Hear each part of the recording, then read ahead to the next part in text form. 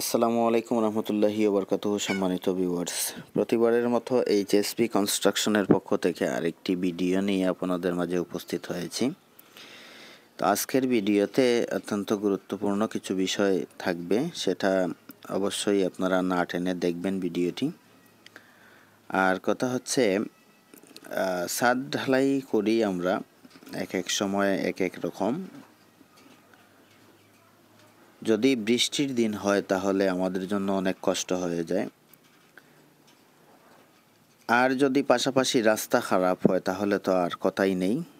আপনারা ইতিমধ্যে দেখতে পাচ্ছেন আমরা কিভাবে আমাদের মিক্সচার মেশিনটা এই রাস্তা দিয়ে নেওয়ার চেষ্টা করতেছি। রাস্তার মধ্যে অনেক জায়গায় হাঁটু সমান পানি, অনেক জায়গায় খাদা, এবং এখানে ঢালাইয়ের পার্টি সহ বিল্ডিং মালিক পক্ষ এবং এইচএসপি কনস্ট্রাকশনের লোক সহ সবাই এই চেষ্টা করে নিয়ে যাচ্ছে।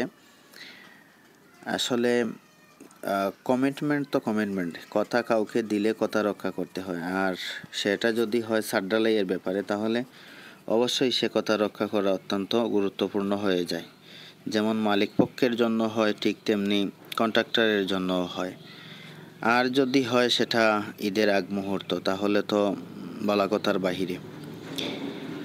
ঠিক এই মুহূর্তে আমরা আমাদের ছাদ ঢালাই দিতে হবে। যদি না দিতে পারি তাহলে মালিক পক্ষের ক্ষতি হবে, কন্ট্রাক্টরের ক্ষতি হবে, ওয়ার্কারদের সমস্যা হবে। ঈদের সময়ে সকলের হিসাব নিকাশ করা সম্ভব হবে না।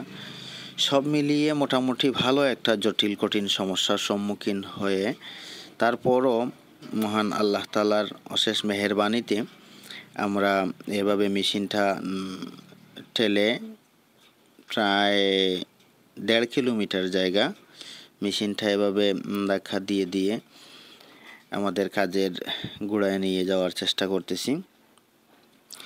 হয়তোবা আমরা সফল হব। তো ততক্ষণ আপনারা আমাদের পাশে থাকবেন, আর ভিডিওটি না টেনে দেখার জন্য অনুরোধ রইল।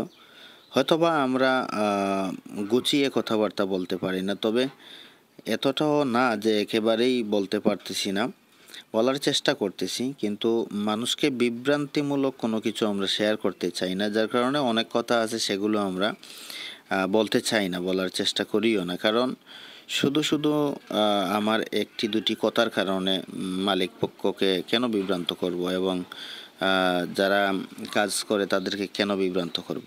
তো এই যে উপরে দেখতে পাচ্ছেন আমাদের ওয়ার্কাররা, তারা কাজ করতেছে, এবং তাদের ছাদের উপরের যে কাজগুলো সেটা আপনাদেরকে দেখানোর চেষ্টা করব। আমরা মেশিনটা আগে আমাদের জায়গা মতো নিয়ে নিই।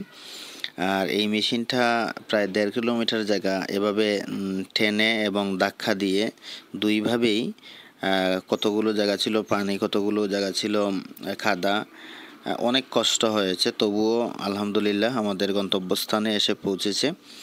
এবার আমরা ছাদে উঠলাম। ছাদে ওঠার পর আমাদের ছাদের মধ্যে আমি যে জিনিসটা সচরাচর বলে থাকি এবং প্রত্যেক ভিডিওতে কম বেশি বলে থাকি, সেটা হলো ছাদের রড কাভারিং। রড কাভারিং যদি 100% না হয় তাহলে ছাদের অনেক ক্ষতি হয়ে যায়। সেটা অনেকেই জানেন, আবার অনেকেই জানে।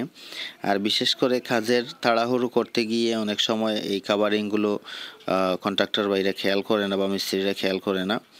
তো আমরা যেটা সদা সর্বদা খেয়াল করে থাকি এবং এটার উপর খুব নজরদারি করে থাকি, তার কারণ হলো এই যে ব্লকগুলো আপনারা দেখতে পেলেন, সেগুলো নিচের লেয়ার এবং উপরের লেয়ার, 2 লেয়ারের জন্য 2 রকম ব্লক তৈরি করা হয়েছে। একটা হচ্ছে 3.5 ইঞ্চি, সেটা দ্বিতীয় লেয়ারে ব্যবহার করা হয়েছে, আর একটা হচ্ছে 1 ইঞ্চি বাই 2 ইঞ্চি, সেটা ছাদের নিচের লেয়ারে ব্যবহার করা হয়েছে।